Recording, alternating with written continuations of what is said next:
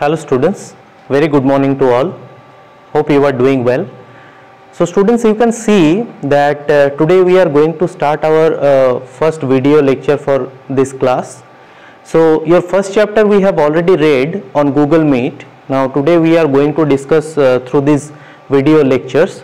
So let us start. So the chapter name is Nutrition in Plants. Okay. Now let me tell you that what we are going to discuss in this chapter. So we will learn in this chapter about nutrition and its types. That means how many kinds of nutritions are there, what are the types, autotrophic nutrition in plants, okay, heterotrophic nutrition in plants. That means basically two types of nutritions we are going to discuss, autotrophic nutrition in plants and heterotrophic nutrition in plants. And then lastly we are going to discuss that how are the nutrients replenished in soil. Okay, so these are the four topics that we will discuss throughout the chapter. Okay, so let us discuss one by one. Okay,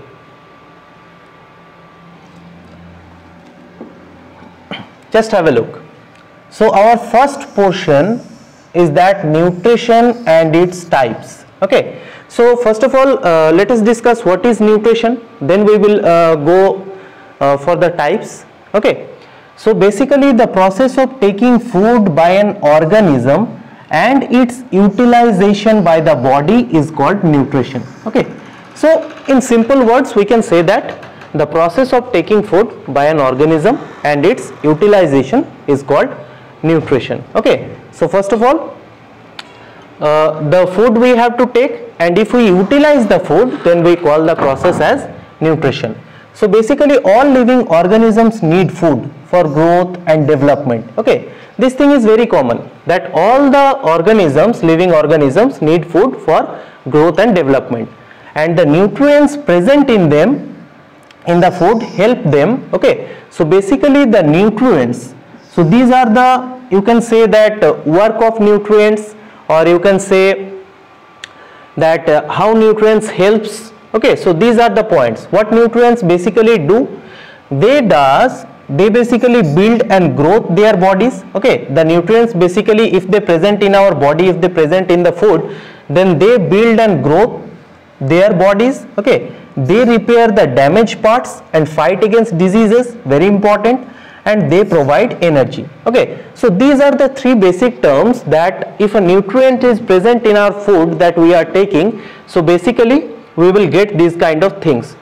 Actually it will help to build and grow our bodies, it will repair the damages and parts, fight against diseases, and it will provide energy.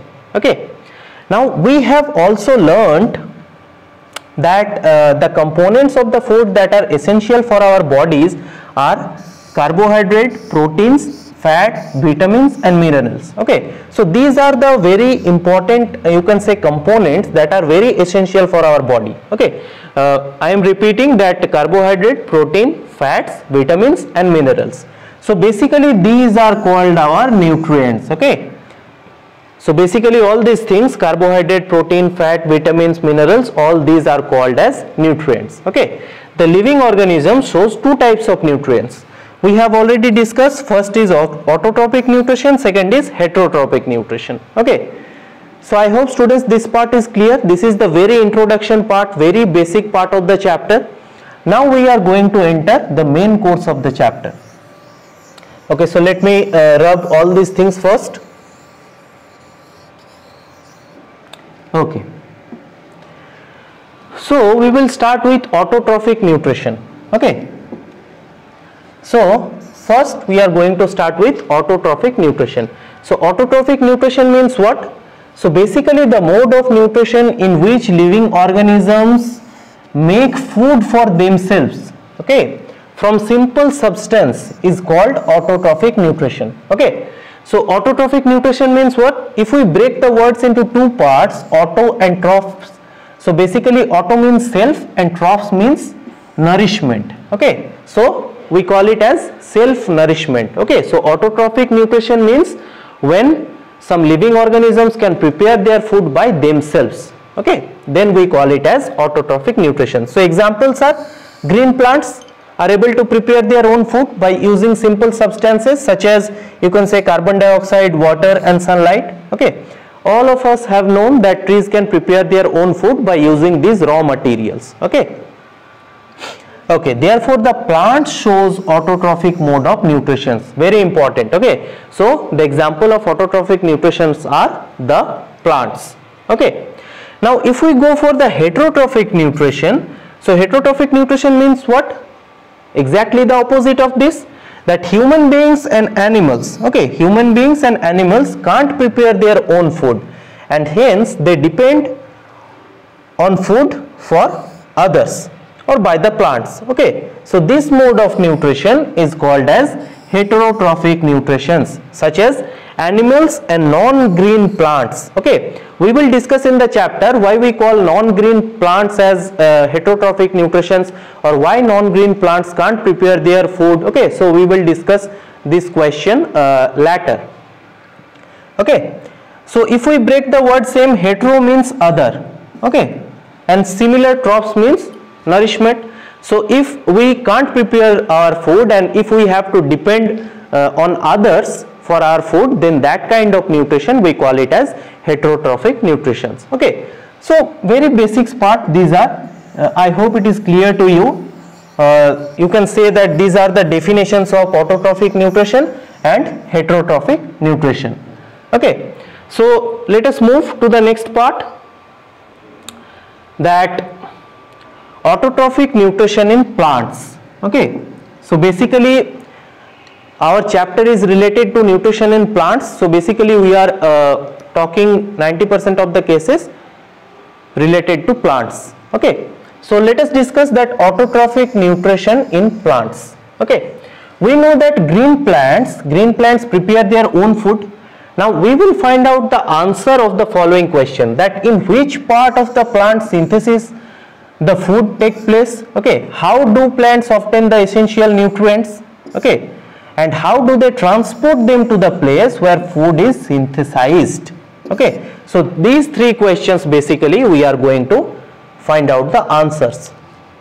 Okay, now let us discuss the very important topic, that food factories of a plant. Okay, which portion of a plant we call as food factory? So basically leaves are called the food factories of plants because preparation of food occurs in the leaves. Okay, and the cells of green leaves and young stems of plants contains a number of green structures called chloroplast. Okay, so what is chloroplast? So basically the cells of green leaves, okay, and young stems of plants contains a number of green structures. So that green structures we call it as chloroplast. So they are green in color due to the presence of green pigment called chlorophyll. Okay, so due to this chlorophyll they are green in color. Okay, and if the chlorophyll is present, only in that case they can prepare their food. Okay, so I think all of you can find out the answer, that why non-green plants can't prepare their food, because chlorophyll is not there. Okay, so very simple points are there. You can easily remember these points by reading the chapter properly. Okay, now let us discuss the next part, that raw materials for making food. What are the raw materials that a plant can use for making food? So for the preparation of food, plants need carbon dioxide, water and sunlight. So we can easily say that these are the raw materials. Now water and minerals are absorbed by the plants through their roots. Okay, now all of you are very familiar to root system and shoot system, because in class 6 you have already read it. Okay, now we have known that the water and minerals are absorbed by the plants through their roots, and the water is then transported to the leaves through the xylem tissues that are, you can say, pipe like structures. Okay, so we will study about xylem in the next higher classes. In class 8 you will read about xylem, but for now just remember this thing, that xylem is a structure. Xylem is there in the stem part. Okay, and it is a xylem tissue is a pipe like structure. Okay, you can imagine with a straw. Okay, by using a straw we can take the water or any kind of cold drink, okay, we can easily drink. So xylem is also that you can say this pipe like structure, okay.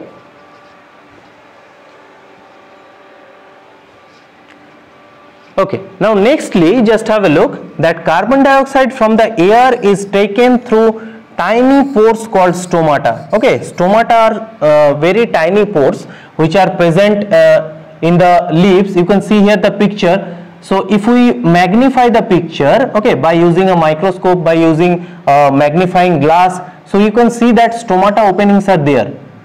These pores are there, you can see, okay.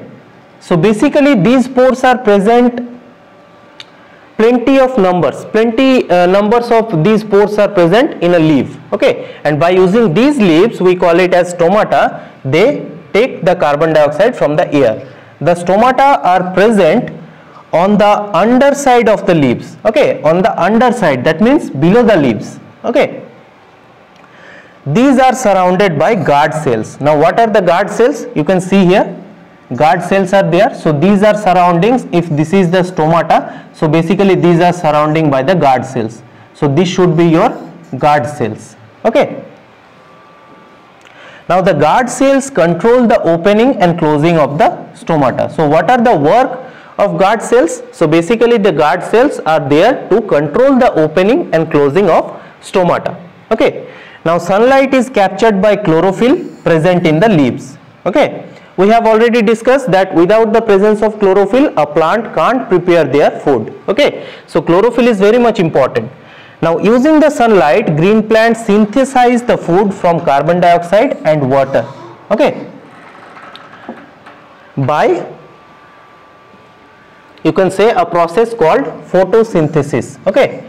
So by the presence of these things a plant can't prepare their food by the process of photosynthesis. Now this term is very much important, okay, photosynthesis. If we break the term, you will get two portions, or if we break the term into two parts, photo and synthesis. So photo means light. Many of you have already known that photo means light, okay, and synthesis means to combine, okay. So we can say in this way that in the presence of light, if we combine something, so that process we can call it as photosynthesis, okay. Now in this process of photosynthesis a chemical reaction takes place, okay, in which carbon dioxide, okay, these are the raw materials, carbon dioxide and water are converted into food in the form of glucose and oxygen, and it is released, okay. So as this is the chemical you can say reaction, so this is, you can say, the chemical formula, okay, this is the chemical formula, you can say, okay. Carbon dioxide plus water in the presence of sunlight and chlorophyll, it will create glucose and oxygen. Now you can see here an arrow sign is there beside oxygen, so it shows that the oxygen is a gas, okay. So basically this arrow sign, I hope you can see the arrow sign. So this arrow sign represents that oxygen is a gas, okay. So this is the, you can say, the chemical formula of photosynthesis, very much important, okay. So we can say that the sunlight, carbon dioxide, water and chlorophyll are the essential raw materials for the process of photosynthesis. Very much important that sunlight, carbon dioxide, water and chlorophyll, these are the essential raw materials of the process of photosynthesis. So I hope students it is clear to you, okay.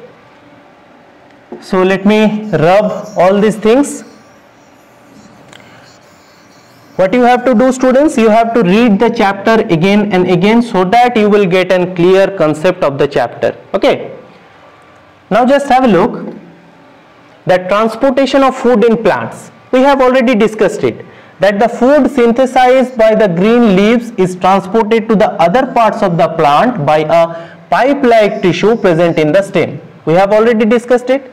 Some of this food is used by plants for their own growth and development, okay, and remaining food is converted into starch and stored in leaves, stem, root, etc. for future use, okay. So this is one part.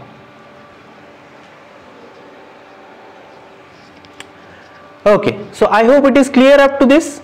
Okay, so need of photosynthesis, students, we will discuss in our next video lecture. Okay, so students, read up to this.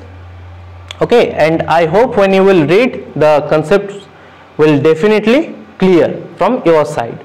Okay, so that's all for this video lecture, students. Thank you all.